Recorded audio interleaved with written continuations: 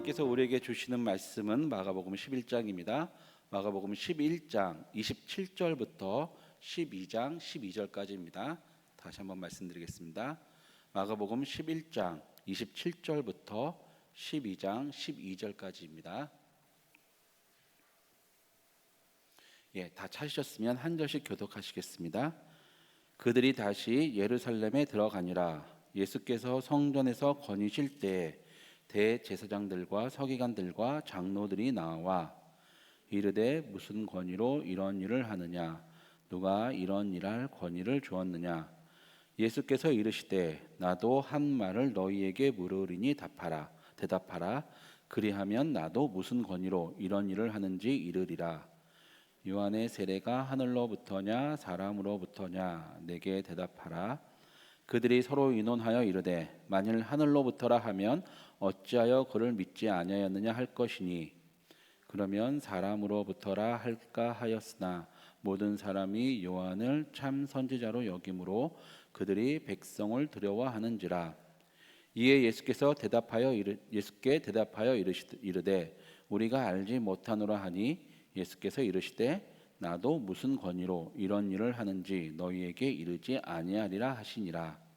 예수께서 비유로 그들에게 말씀하시되 한 사람이 포도원을 만들어 산 울타리로 두르고 집자는 틀을 만들고 망대를 지어서 농부들에게 새로 주고 타국으로 갔더니 때가 이름에 농부들에게 포도원 소출 얼마를 받으려고 한 종을 보내니 그들이 종을 잡아 심히 때리고 거저 보내었거늘 다시 다른 종을 보내니 그의 머리에 상처를 내고 능욕하였거늘 또 다른 종을 보내니 그들이 그를 죽이고 또 그 외에 많은 종들도 더러는 죽인지라. 이에 한 사람이 남았으니 곧 그가 사랑하는 아들이라. 최후로 이를 보내며 이르되 내 아들은 존대하리라 하였더니 그 농부들이 서로 말하되 이는 상속자니 자 죽이자. 그러면 그 유산이 우리 것이 되리라 하고 이에 잡아 죽여 포도원 밖에 내던졌느니라. 포도원 주인이 어떻게 하겠느냐?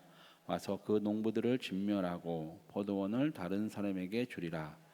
너희가 성경에 건축자들이 버린 돌이 모퉁이의 머릿돌이 되었나니 이것은 주로 말미암아 된 것이요 우리 눈에 놀랍도다 함을 읽어보지도 못하였느냐 하시니라. 그들이 예수의 이 비유가 자기들을 가리켜 말씀하신 줄을 알고 잡고자 하되 무리를 두려워하여 예수를 두고 가니라. 아멘. 오늘 말씀은 이제 두 이야기가 합쳐져 있습니다. 먼저 예수님께서 바로 전날 성전 정화 사건이 있었죠. 성전에서 장사하는 사람도 내쫓으면서 내 집은 만민이 기도하는 집인데 어떻게 너희가 장사치에 소굴을 만들었냐고 다 쫓아내셨습니다. 그리고 그 다음 날 이제 다시 예루살렘 성전으로 들어오셔서 예수님께서 말씀을 전하시죠. 근데 어제 있었던 일이 그 성전을 관리하는 자들, 대제사장들과 그러니까 제사장들 무리와 그리고 서기관들 그리고 장로들에게 들렸습니다. 그 사람들이 예수께 와서 이렇게 물어보죠. 도대체 너는 누가 너한테 이런 일을 할 수 있도록 허락을 했느냐라고 물어봅니다. 여기서 말하는 이런 일은 말씀을 가르치는 게 아니라 왜 우리가 허락해서 사람들이 온 것 그리고 사용할 수 없는 동전을 성전에 쓸 수 있는 성전에 사용하는 세길로 바꾸는 그 장사치들을 누가 너한테 쫓아내라고 허락했느냐? 누가 허락했길래 네가 그렇게 마음대로 행동했냐? 우리한테 얘기도 안 하고 이렇게 말을 한 겁니다. 예수님은 내가 하나님의 아들이라고 얘기하기보다는 이렇게 얘기하죠. 그러면 내가 물어보겠다. 요한의 세례, 백성들 따르던 그 요한의 세례가 어디로부터 온 거냐? 하늘로부터 온 거냐? 사람에게부터 온 거냐? 이 얘기를 들은 제사장 무리는 자기들끼리 논의하다 고민을 하죠. 하늘로부터 하면 왜 믿지 않았을까? 사람들이 얘기할 거고요. 사람으로부터라 하면 백성들은 요한을 선지자로 알고 있는데 진정한 선지자로 알고 있는데 그를 안 믿었으니 그를 믿지 않으니 또 백성들의 평판이 무서웠고 그리고 백성들의 평판이 무서워서 예수님께 대답하지 않았습니다. 근데 이상하지 않나요? 우리가 질문을 하면 그 질문에 맞는 답을 하는 게 정상인데 예수님은 누구의 권위로 하느냐라고 했을 때 예수님은 도리어 세례 요한의 일을 물어봅니다. 왜 그렇게 하셨을까요? 이 이유는 그 다음에 있는 포도원 비유를 보면 압니다. 한 왕이 멀리 타국을 가게 되면서 자기가 살던 곳에 포도원을 만들죠. 다 포도를 농사를 짓고서 그 포도원에서 포도주까지 만들 수 있는 모든 것을 다 갖춰놓고 소작농을 들여서 소작을 주고 맡기고 타국으로 갑니다. 때가 지나서 포도원에서 소출을 걷고 그 소출의 일부를 이제 세로 받아야 되죠. 세금으로 받으려고 사람을 보내는데 이 농부들이 아주 악독한 사람입니다. 주인이 종을 보낼 때마다 그 소작료를 받으려고 할 때마다 그 종들을 때리거나 죽이거나 돈은 주지 않고 자기들이 정당히 내야 될 돈은 주지 않고 다 차지하고 싶어서 그 종들을 때리거나 못 들어오게 하거나 하여간 내쫓아냅니다. 그러자 주인은 마지막으로 자신의 아들, 사랑하는 아들을 보냅니다. 한 가지 희망을 품었죠. 이는 내 아들이니까 그 당시 때 마지막으로 보내는 최후 통촉이 자신의 아들을 보내는 것이었으니 내 아들이 가면 농부들이 내 아들을 보고 아 이게 마지막이구나, 지금 안 주면 큰일 나는구나 라는 생각으로 소작료를 제대로 바칠 거라 생각했는데 그들은 아들을 보자마자 마지막이라는 것을 깨달았죠. 아, 이 사람이 왔으니, 아들이 왔으니 더 이상 올 사람이 없구나. 그러면 아들을 죽이면 더 이상 이 포도는 내 거다, 우리 거다. 더 이상 주인에게 세금을 바칠 필요가 없다는 생각으로 아들을 죽였습니다. 도대체 이 농부들은 왜 그렇게 악독한 짓을 했을까요? 그들이 그렇게 할 수 있었던 이유는, 그 원인은 무엇이냐면 첫 번째는 주인이 멀리 타국에 갔다라는 사실입니다. 이 당시 때 로마의 지배를 받고 있었는데 자치가 허락된 지역이 있었습니다.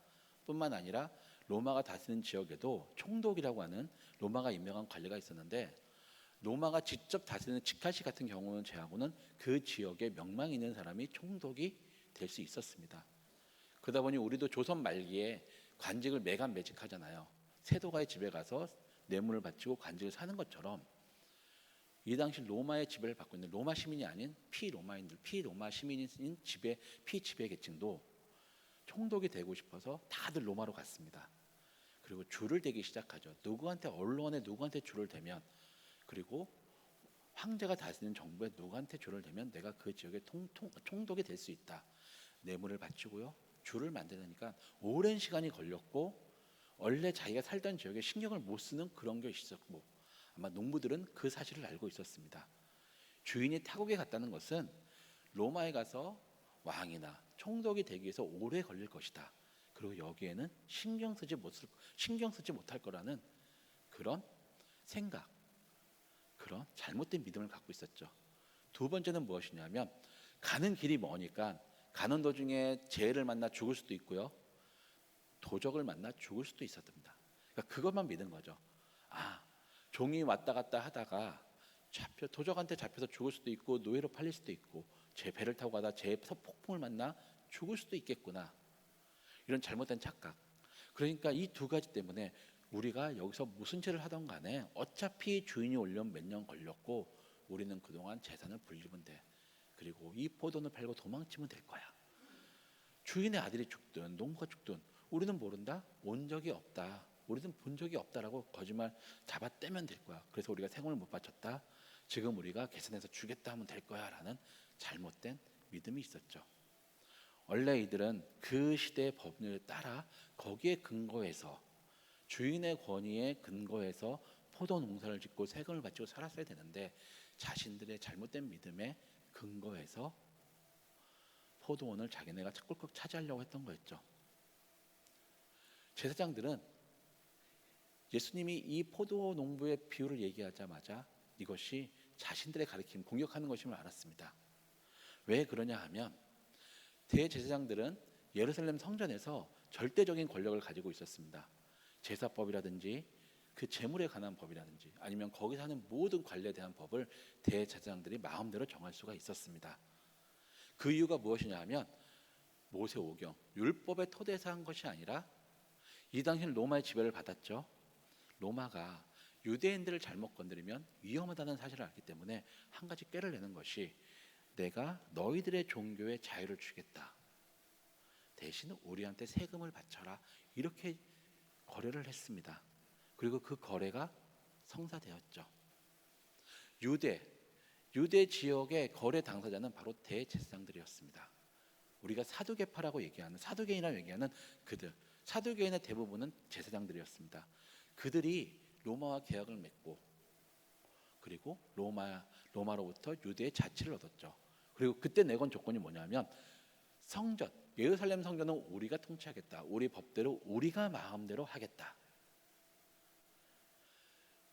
제사장들이 예수님한테 가서 너가 왜 장사치, 우리가 허락해서, 우리가 로마로부터 받은 그 권한에 의거해서 허락한 장사치들이 재물을 팔고 돈을 바꾸고 거기로부터 이익을 취하고 그 이익의 일부분을 우리한테 바쳐서 우리가 배를 불리고 있는 그 일을 예수 너가 뭔데 방해를 하고 그들을 쫓아내서 우리의 일거리를, 우리의 돈벌이를 없애버렸냐.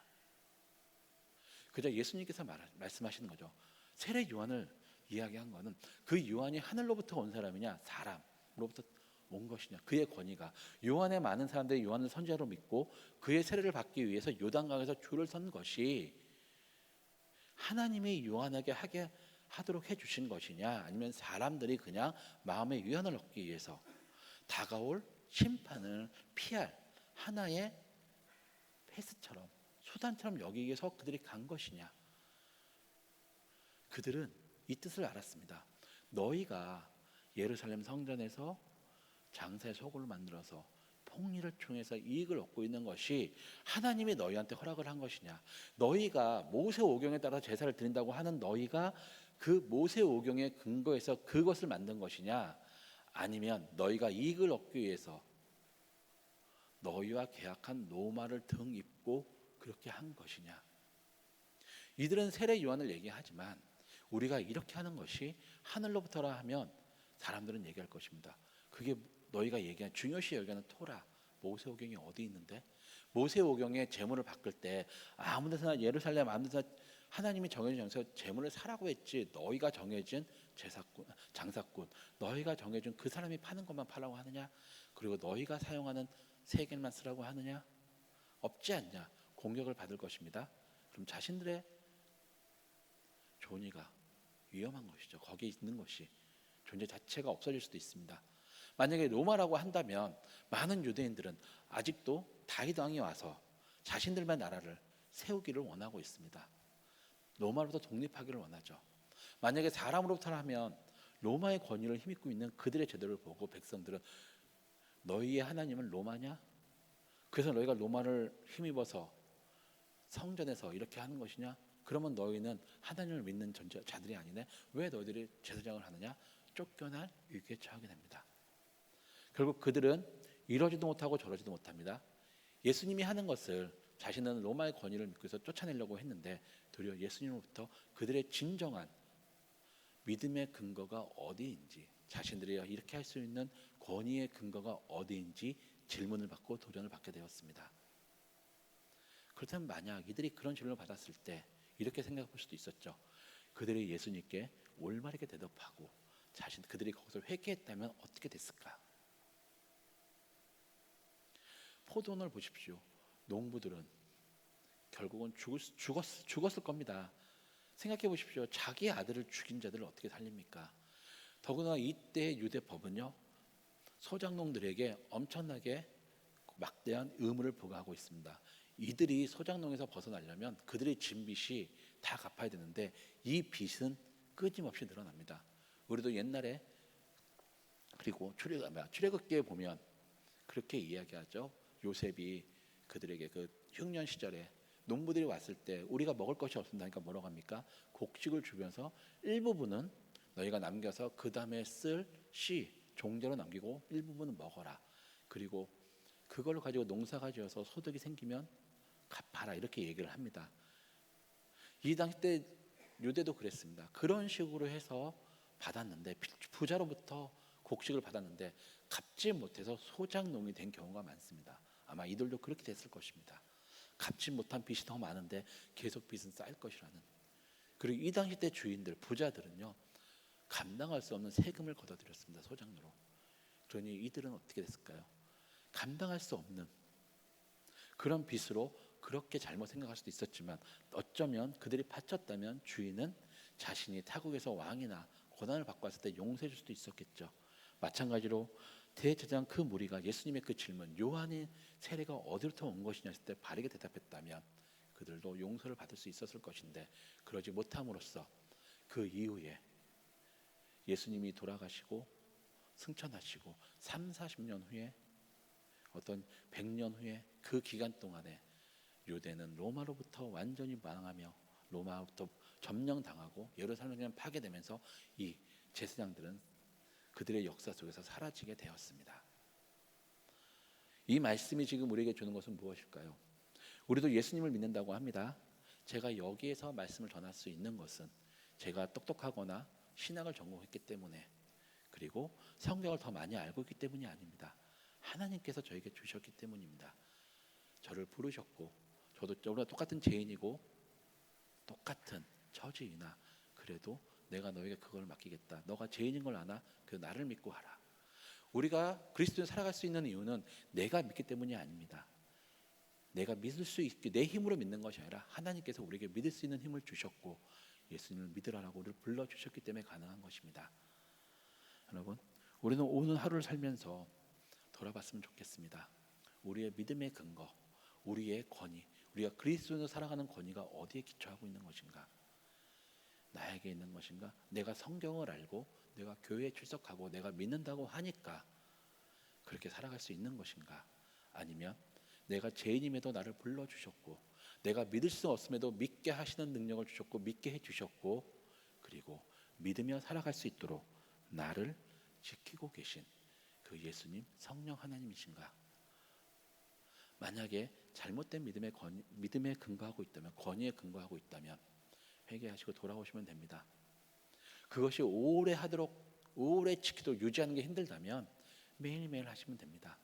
바울이 말하지 않습니까? 나는 매일 죽노라. 우리는 매일 죽고 매일 다시 살아나는 부활의 삶을 경험하고 있는 자들입니다. 때로는 저도 그걸 힘들어서 포기하고 싶을 때도 있지만 그때마다 매일 아침마다 다시 한번 결단을 할 때가 있습니다. 결단을 합니다.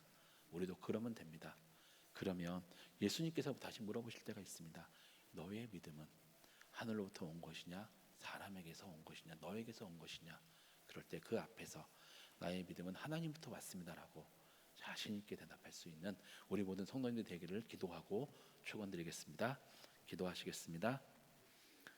하나님 아버지, 대제사장들은 자신들의 권위, 그 성전에 살 수 있는 그 모든 권위가 로마에서 왔기 때문에 하나님은 보이지 않았고 백성들에게 그 권위를 밝히는 것을 무서워하였습니다. 때로는 우리도 우리의 믿음의 권위가, 믿음의 출처가 나 자신일 때가 있습니다. 그래서 살아가는 것이 너무 힘들다고 하나님께 하소연할 때도 있습니다. 그럴 때마다 다시 한번 생각할 수 있도록 붙잡아 주시옵소서. 나의 힘으로 할 수 없음을 깨닫게 하시고 나의 힘으로 할 수 없음을 고백하게 하여 주시옵소서. 매일매일 날마다 아침에 일어나면 오늘 하루도 예수 그리스도의 그 믿음으로 내가 살아갈 수 있도록 도와달라고 힘을 달라고 기도할 수 있는 우리가 되게 하여 주시고 그럴 때마다 항상 우리를 지켜주시는 그리고 힘을 주시는 그리고 이끌어 주시는 하나님께서 예수님께서 되어 주시옵소서. 예수님의 이름으로 기도드렸습니다. 아멘.